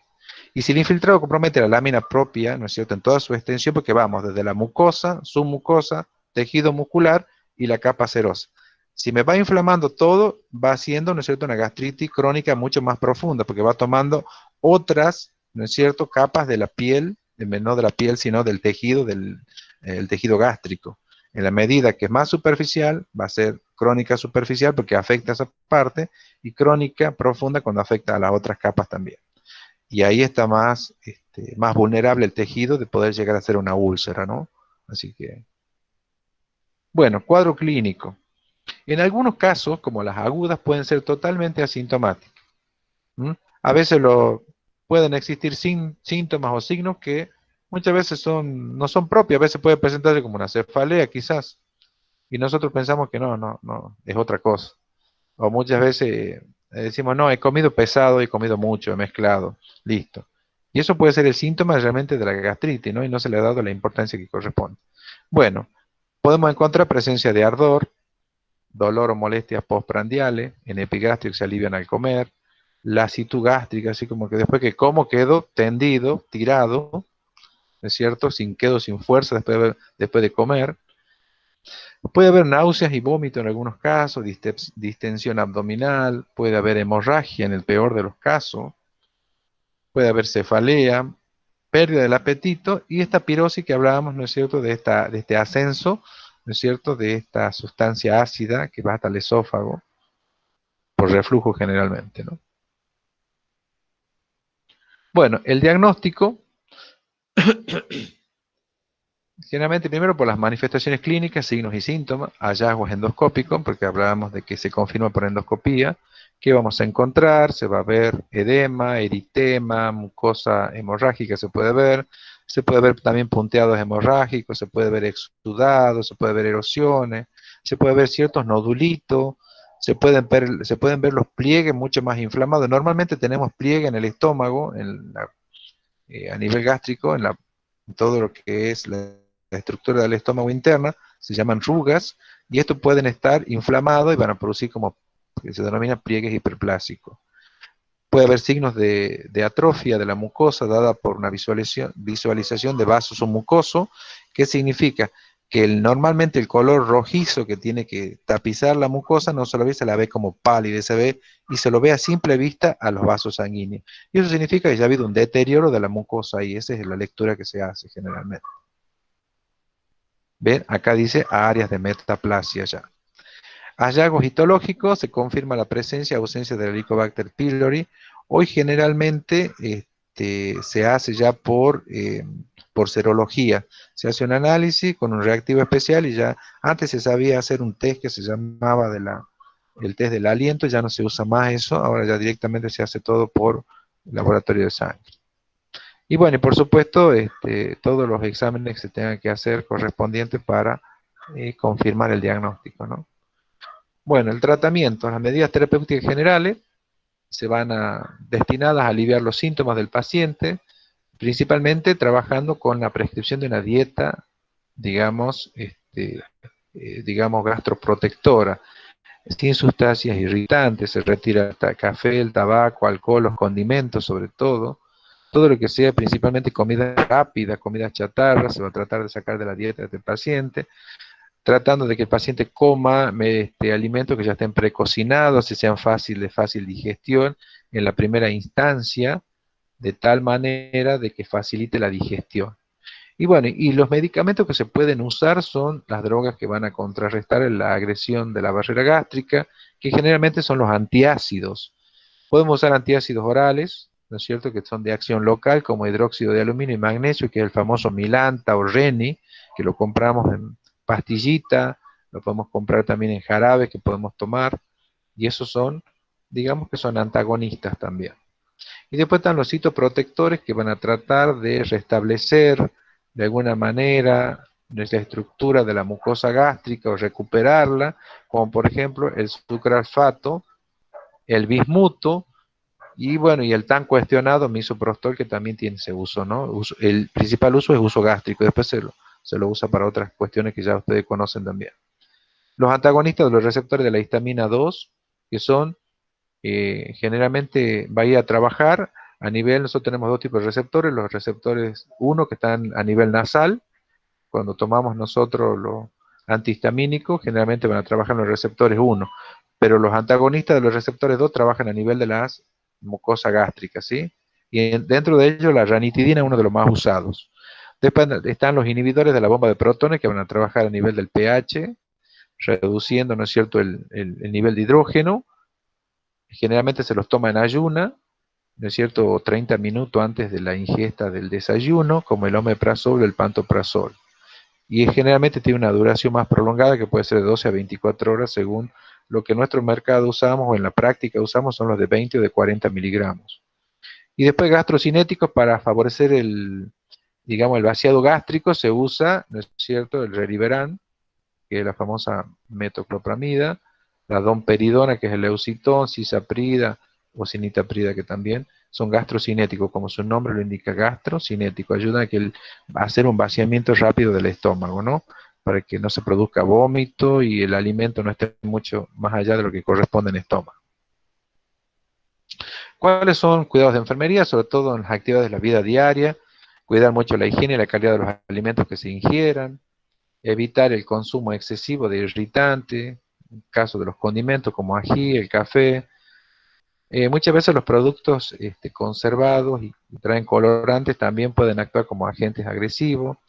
Los alimentos fritos muchas veces a veces nos gusta comer la milanesa frita, pero también tiene su precio que hay que pagar, a veces son tan ricas, por supuesto, es mejor comerla frita que comerla al horno seca, ¿no? Pero bueno, es una costumbre nuestra. Con exceso en grasa o preparados de poca calidad higiénica también, bueno, en todo momento se menciona la higiene, sobre todo por el tema de Helicobacter pylori, siempre hay que pensar eso. El cigarrillo y el alcohol se relacionan fuertemente con la gastritis porque se debe evitar su uso y consumo. El alcohol y el cigarrillo porque produce un estímulo y eso también va a ayudar a que se generen más estas catecolaminas y esto van a acelerar todos los procesos, seguramente después de fumar un cigarro quedan con, no sé si ustedes se miden la frecuencia cardíaca, quedan con frecuencia más elevada, aumentan las respiraciones, nos ponemos más coloraditos, nos ponemos más ansiosos después de fumar un cigarro. Bueno, se imaginan lo que pasa por dentro a nivel de los diferentes mediadores químicos, ¿no? Bueno, evitar la automedicación, dejar de tomar aspirina o fármacos antiinflamatorios si lo usan como automedicación. Siempre hay que ver el paciente si tiene una patología que genere dolor de tipo crónico, se tiene que ver qué medicación es la que corresponde y siempre hay que cuidar también su sistema digestivo, porque estas medicaciones son gastroerosivas, siempre van a terminar produciendo, aliviando el dolor, pero me va a terminar dañando mi estómago. Si son necesarios, pedir al médico algún complemento para contrarrestar su efecto. Elegir los que vienen con capa entérica, mejor porque hay algunos que vienen con una capa de protección hasta que se van a disolver en el estómago y no me dañan tanto hasta que se logran disolver totalmente, ¿no? Que son los que traen capa entérica, ¿no? En el caso de las cápsulas. Algunos recomiendan tomarlo con lácteos, pero bueno, eso depende del criterio de cada uno. Evitar el estrés, que es una medida, digamos, no hay una receta mágica para esto, pero bueno, tratar de descansar principalmente las 8 horas diarias, alimentarse 3 o 4 veces al día, no comer fuera de los horarios, tratar de comer alimentos como verduras, frutas, y respetando el horario siempre, ¿no? Porque muchas veces no le damos reposo gástrico, tampoco estamos todo el tiempo comiendo, comiendo, y nuestro estómago está trabajando, trabajando, y no tiene momento de descanso, ¿no? Eso de por ahí picar a toda hora no es bueno. Bueno, el ejercicio físico, al menos caminar durante 20 minutos diariamente, también favorece un poco como antiestrés.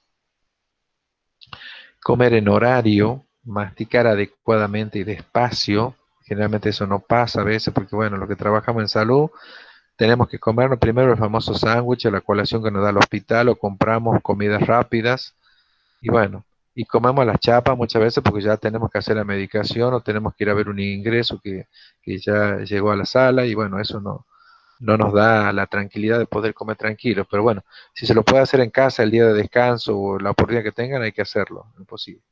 Comer sentado y sin prisa, tomar líquidos, pequeños tragos, preferentemente que no sean gasificados, Promover la nutrición adecuada, tratando de comer equilibradamente tanto los macronutrientes y los micronutrientes que son necesarios para nuestro cuerpo. Y bueno, la ingesta de líquido, consumamos 2 litros de agua por día, 3 litros, dependiendo la época del año que estemos. No dejar de no tomar agua. Y no comer exageradamente, otro tema. A veces vamos a una fiesta y hasta que no quedamos, nos damos una buena panzada, como dice ahí, no nos quedamos tranquilos, ¿no? Tenemos que cumplir con todo, tengo que cumplir con la entrada, tengo que cumplir con el plato principal, tengo que después seguir picando, comer el postre, después viene el helado, después viene el champán, bueno, todo, bueno, tenemos que ser en lo posible, el mundo no se termina ese día, ¿no? Tenemos que comer para vivir y no vivir para comer. No tomar alimentos muy calientes o muy fríos también, eso también hay que tener en cuenta. No acostarse inmediatamente después de comer, porque se entiende que el comer, se entiende que el caminar me va a ayudar un poco también al proceso digestivo, porque todo en este momento se va a concentrar a nivel de mi estómago, ahí todo, ¿no es cierto? Las enzimas están empezando a trabajar, está produciendo toda la digestión, y si yo me voy a acostar, no ayuda en nada tampoco. La educación del paciente y los cuidados en el hogar es importante también, dependiendo de las restricciones que tenga el paciente, si tiene alguna patología, la dieta cómo está establecida, que respete los pasos de la dieta o los elementos que incorporan esa dieta. Y bueno, enseñar a la familia cómo lo va a preparar, si se trata de un anciano que le faltan la dentición, qué recomendamos, cómo lo va a procesar a la comida para que sea más fácil, para que él pueda comer y se pueda alimentar bien, los tipos de cocciones, este, bueno, si estaba acostumbrado a comer mucho condimento y está con una gastritis, ¿qué le podemos poner? Capaz que unas hierbas aromáticas pueden mejorar un poquito en vez de ponerle el comino, la pimienta o el ají que consumía el abuelo. Entonces, eso, tenemos que ir viendo alguna alternativa para enseñar a la familia para que de alguna manera, bueno, pueda hacer una comida sabrosa y que sea, y siempre tratar de que la comida sea estéticamente presentable. A veces nos dan un revuelto así que no sabemos qué es y bueno, eso no es estético, a veces no queremos comer. De ahí, eso ya me ha producido una anorexia al verlo nada más. Entonces tratemos de que los colores estén presentes, el ritual del almuerzo, de la cena, una mesa tendida, con el plato, con todo lo que significa, ¿no es cierto?, el ritual del almuerzo, ¿no?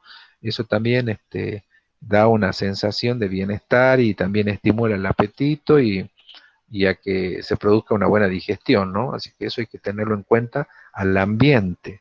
Muchas veces le restamos importancia al ambiente de la alimentación, porque pensamos que comer, bueno, es como una obligación para alimentar esta maquinaria que es nuestro cuerpo. Bueno, se puede consultar mucha bibliografía al respecto. Bueno, ahora nos vamos nos quedan, son las 11:41. Vamos a tratar en 20 minutos de hablar de úlcera péptica. Bueno, con respecto a la úlcera péptica o úlcera gastroduodenal, que la pueden ver así en la bibliografía, entre un 5 y un 15% de las personas han padecido al menos una vez en su vida una úlcera. Y los síntomas y complicaciones de una úlcera péptica, o sea que tanto los síntomas como la aparición de una úlcera pueden haber presentado con esta frecuencia al menos una vez en la vida de las personas. La prevalencia en países occidentales desarrollados es elevada, ya que un 5 o 15% de las personas van a padecer en algún momento de su vida una úlcera. Habrán escuchado cuando las madres reniegan a veces y le dicen a los hijos, me vas a sacar una úlcera en el estómago, ¿no? Entonces, por ahí eso habla un poco del estrés, ¿no? Como elemento que aparece en ese momento cuando las madres se enojan cuando los chicos se portan mal, ¿no? Bueno, en la mayor parte de los estudios realizados es más frecuente en varones, o sea que la úlcera más se da con predominancia en varones que en mujeres. Y la variabilidad, ¿no es cierto?, puede estar dada principalmente por la tasa de infección con el Helicobacter pylori, que lo mencionábamos como elemento, ¿no es cierto?, en la gastritis también, como elemento etiológico en la gastritis. Otros factores también que pueden aparecer en la ingesta, que ya la hemos mencionado, tienen alguna correspondencia con lo que es la gastritis. Yo digo siempre que la gastritis es el paso previo a la úlcera, ¿no? La ingesta de los antiinflamatorios no esteroideos, el tabaquismo, factores dietéticos y algún otro fármaco que tenga su incidencia también, como el uso de los corticoides, por ejemplo, también. Bueno, Vamos a dar un concepto, dice que la úlcera péptica es una enfermedad heterogénea atribuible a una serie de factores, ahí estamos repitiendo lo que decía también la gastritis, que es de carácter multifactorial, que de forma aislada o combinada estos factores actúan produciendo un desequilibrio entre los elementos agresivos y defensivos de la mucosa. Vuelve a mencionar acá también elementos agresivos y defensivos y hace referencia de nuevo a la mucosa gastroduodenal, que conlleva la aparición de lesiones en el estómago y en el duodeno. Ustedes saben que en cuanto a la aparición, hay una gran predominancia a que la úlcera se presente primero en duodeno y después en la mucosa gástrica, ¿no?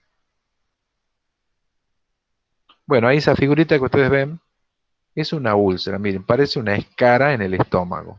¿Mm? Miren las características, ven acá toda la zona lesionada, la submucosa, la mucosa, me parece que llega a la capa muscular esta úlcera. De aspecto blanquecino, ven pálido, medio verdoso. Bueno, toda esa zona está el tejido lesionado acá. Entonces, el tratamiento seguramente va a ser en que ese tejido se pueda recuperar y pueda volver a tapizar esta estructura del estómago que está alterada. Bueno, la etiopatogenia, la úlcera duodenal, ¿no es cierto? Y la acción del ácido supondría el factor agresivo. Hemos dicho que la hiperacidez, el ácido clorhídrico, ¿no es cierto? Que va a llevar a niveles muy bajos de pH, va a terminar lesionando a la misma mucosa gástrica. Pero cuando se rompa el mecanismo de defensa, se rompe este equilibrio y ahí aparece recién esto. En su desarrollo intervienen varios factores: el aumento de la secreción ácida, la actividad de la pepsina, alteraciones de los mecanismos defensivos de la barrera mucosa, que hemos dicho que está compuesta por bicarbonato, tiene una película gelatinosa, ¿no es cierto?, de bicarbonato que hace un efecto, digamos, de amortiguador contra la agresión del ácido. Entre ellos, lo más común es generalmente que haya una infección previa que es dada por Helicobacter pylori y el empleo de los AINES también. O sea que ahí vemos los dos elementos que son exógenos, si me he contagiado con Helicobacter pylori y tomando, ¿no es cierto?, estos AINES. Algunos factores también pueden influir, como el tabaquismo, el alcoholismo, como en el caso de la gastritis también, que actúan probablemente por ambos mecanismos, estimulando la secreción y reduciendo los mecanismos de defensa, que es lo que hablábamos recién. Cada vez que yo fumo un cigarro, se estimula todo y estos mecanismos van a hacer que aumenten la secreción, produciendo una hiperacidez, una hipersecreción y con una hiperacidez a la vez también. Y llega un momento que el sistema protector de la mucosa no va a poder protegerse más. Va a terminar por lesionarse y ahí se rompe este equilibrio que hablábamos recién.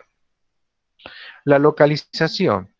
Bien, la úlcera péptica generalmente es aquella pérdida de sustancia. Ustedes han visto que ahí había una pérdida de sustancia en la figura que vimos, que está dada en el aparato, ¿no es cierto?, digestivo, sobre todo en las zonas que están expuestas al ácido y a la pepsina segregada por el estómago.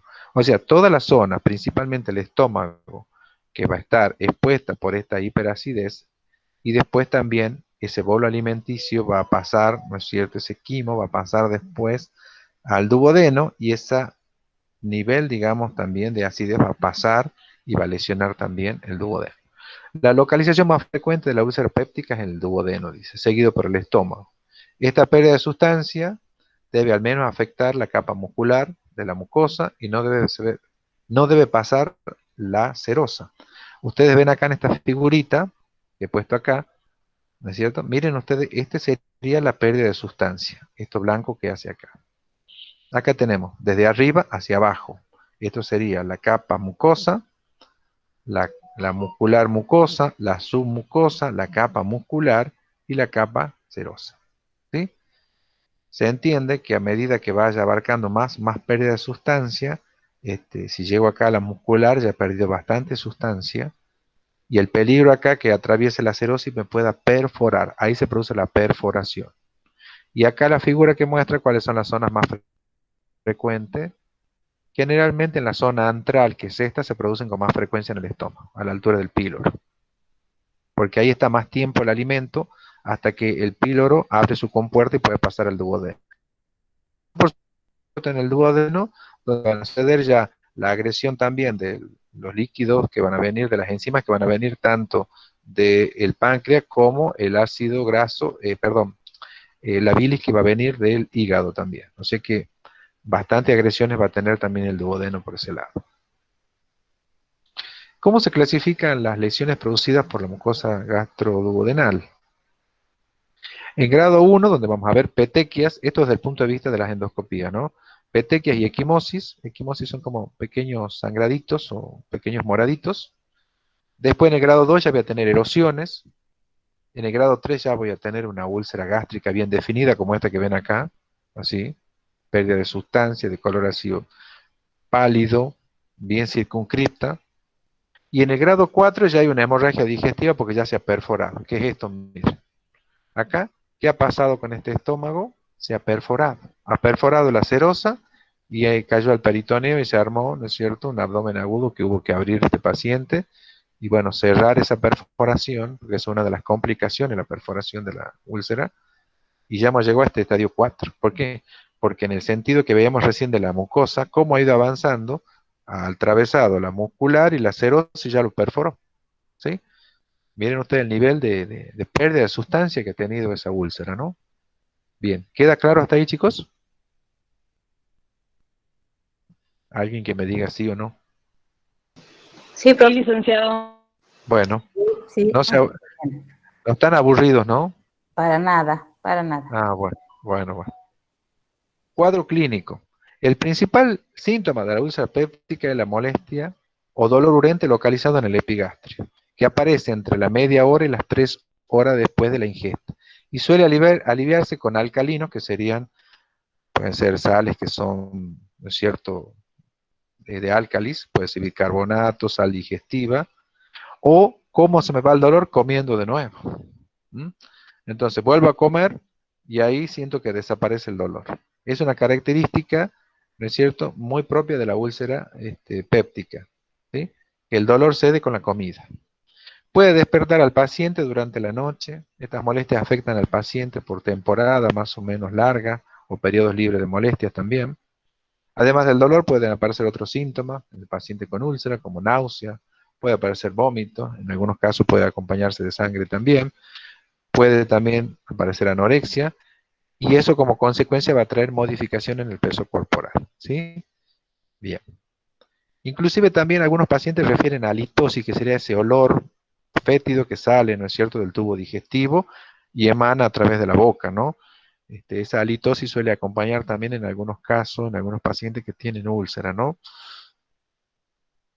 Bueno, en el diagnóstico, ya sabemos, primero haciendo el método clínico, signos y síntomas, una buena anamnesis, y después no queda otra que la endoscopía. La endoscopía es la que va a confirmar, va a ver el nicho ulceroso, ya se confirma, se ve en qué estadio está, y bueno, y hay que trabajar urgente en ese paciente que no progrese porque el riesgo es las complicaciones, que es la perforación y la penetración que ya vamos a ver. La sensibilidad y la especificidad de la endoscopía son superiores a la de la radiología en el diagnóstico de la úlcera péptica. O sea que de elección es la endoscopía, no hay vuelta que darle. Complicaciones. Dice que alrededor del 35% de los pacientes que tienen úlcera pueden sufrir complicaciones. ¿Y las complicaciones cuáles son? La penetración. Esto significa que estar a la par de otros órganos, por ejemplo, estar cerca del páncreas, estar cerca del hígado, ¿no es cierto? La úlcera puede hacer una penetración y perforar también estos órganos, así que cuidadito entonces. No es una cosa, digamos, para no darle importancia a las úlceras, ¿sí? Así que, y después, por supuesto, cuando la hemorragia, muchas veces la úlcera sangrante activa me puede dar hemorragia, me puede dar hematemesis, me puede dar lo que se llama hemorragia digestiva.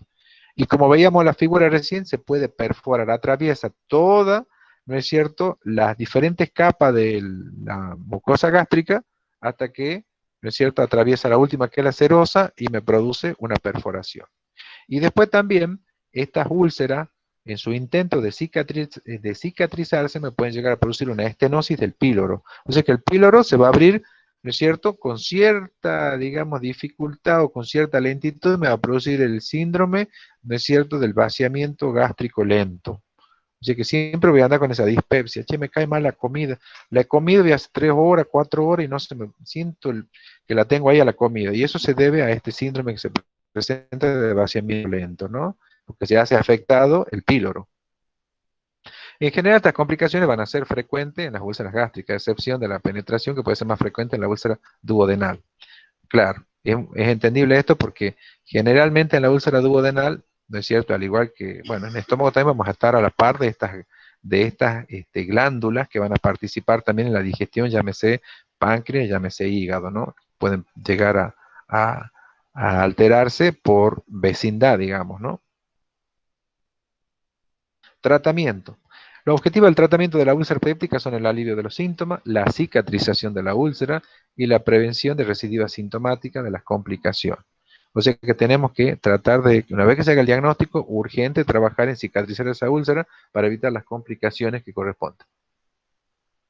Después tenemos la administración de antiácidos que son de acción local, con lo que hablábamos recién, los antiácidos locales, como por ejemplo la sales, ¿no es cierto? Ya hemos hablado de recientes ejemplos en el mercado, en Milanta, Rene, que son hidróxido de aluminio, de calcio. Fármacos inhibidores de la secreción gástrica también, ya hemos hablado, ¿no es cierto? Los inhibidores de la bomba de protones y los de los receptores los antagonistas de los receptores de la histamina 2. Y después el tratamiento de la infección por Helicobacter pylori, que se está usando ahora la claritromicina de 500 miligramos y la amoxicilina en combinación, que andan bastante bien para tratar a este germen, con muy buenos resultados, ¿no? Así que eso es importante también, de que la persona que se ha diagnosticado con que tiene Helicobacter pylori trate de cuidar, ¿no es cierto?, el tema del contagio de otras personas. Por un tiempo va a tener que hacer un cierto aislamiento usando sus cosas personales para evitar que la otra persona se puede contagiar, sobre todo por la proximidad o porque son vínculos más estrechos en el caso de la familia, se pueden contagiar con el Helicobacter pylori, ¿no? Y bueno, y después, bueno, cuesta un tiempo hasta que se lo logre erradicar a este germen que ha logrado vivir en un medio tan hostil como es el medio gástrico, ¿no? Bueno, los cuidados de enfermería, los de colaboración, ¿no es cierto? Cuidados de enfermeros de colaboración, en el caso de que el paciente requiere internación o esté bajo nuestro cuidado, se tienen que administrar los antiácidos a los efectos de neutralizar el ácido clorhídrico y aliviar el dolor del paciente. Los antiácidos generalmente se administran una hora después de las comidas, al acostarse y durante la noche. En el caso, hemos dicho, de los inhibidores de la bomba de protones, se tiene que hacer media hora antes en ayuna preferentemente, y media hora antes del desayuno. Administrar anticolinérgicos para suprimir las secreciones gástricas y retrasar el vaciamiento gástrico. Se pueden usar, qué sé yo, desde iosina, qué sé yo, bueno, los nombres más conocidos, Sertal, Buscapina, etcétera, ¿sí? Estimular la hidratación para reducir al máximo los efectos secundarios de los anticolinérgicos. Bueno, los anticolinérgicos producen siempre un poquito de resequedad, me secan la mucosa. Entonces, bueno, hay que hacer lo que tome más líquido el paciente si se indica. En el área autónoma de la actividad de la vida cotidiana, eliminar de la dieta del paciente los alimentos que causan dolor o molestias, ¿no es cierto? Si la dieta no tiene otra restricción. Proporcionar mejor dicho, que las porciones de alimento sean frecuentes para neutralizar las secreciones gástricas y diluir el contenido del estómago. Aconsejar al paciente que evite el café, bebidas con cafeína, bebidas que tengan contenido de cola, ¿no es cierto?, ya que son irritantes y estimulantes también. Aconsejar al paciente que evite alimentos o bebidas demasiado calientes o fríos, como hablábamos hace un rato. Y después también al momento de alimentarse, que haga una masticación mucho más lenta, que logre triturar bien los alimentos y comer lentamente sin apuro, a la manera de que pueda tener una digestión, ¿no es cierto?, en un tiempo más, digamos, adecuado. Porque en la medida que no coma bien el alimento, no triture bien, el tiempo digestivo gástrico va a ser más lerdo. Y el vaciamiento del estómago también. Bueno, medidas para reducir el estrés, uso del tiempo libre, que ya hemos mencionado también.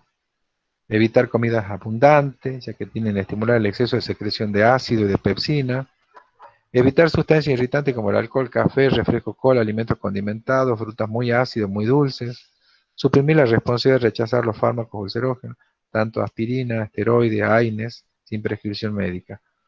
O sea que al momento que se indiquen estos, porque el paciente está con supongamos con dolor, o sea, un dolor crónico que tengo, que trate de ver siempre la posibilidad de poder cuidar su estómago también, que generalmente todos los profesionales lo hacen. a la par de la medicación siempre se le da un protector gástrico, ¿no? Llamado protector gástrico, en realidad es un antiácido. Vigilar sus propias costumbres, evitar la fatiga, identificar los signos o problemas potenciales, alejarse de situaciones que produzcan estrés, que a veces no es tan fácil, y reanudar los medicamentos hasta si es necesario, según que estén prescriptos, ¿no? Los problemas potenciales que pueden causar estas patologías: desequilibrio hidroelectrolítico, a partir del vómito que se puede generar. Si me genera vómito y pérdida de sangre, me puede llevar a un desequilibrio hidroelectrolítico, ¿sí? Las hemorragias, porque puede haber hemorragia digestiva alta, con hematemesis también, puede ser un problema potencial, así que lo tengo que tener en cuenta. La estenosis pilórica, que me puede producir el síndrome de vaciamiento lento, que hablábamos recién. Otro problema también, que si la úlcera no sigue avanzando en su curso, puede llegar a producir una perforación.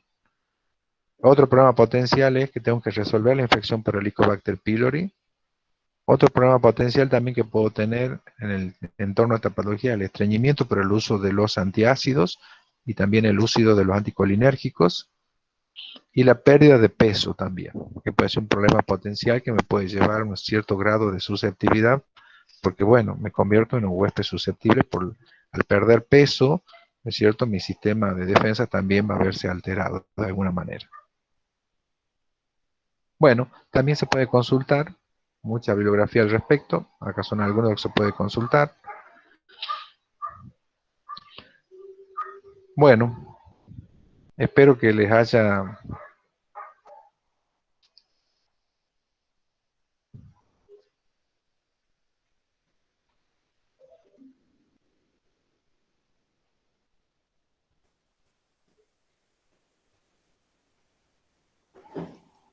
Bueno, ¿alguna pregunta?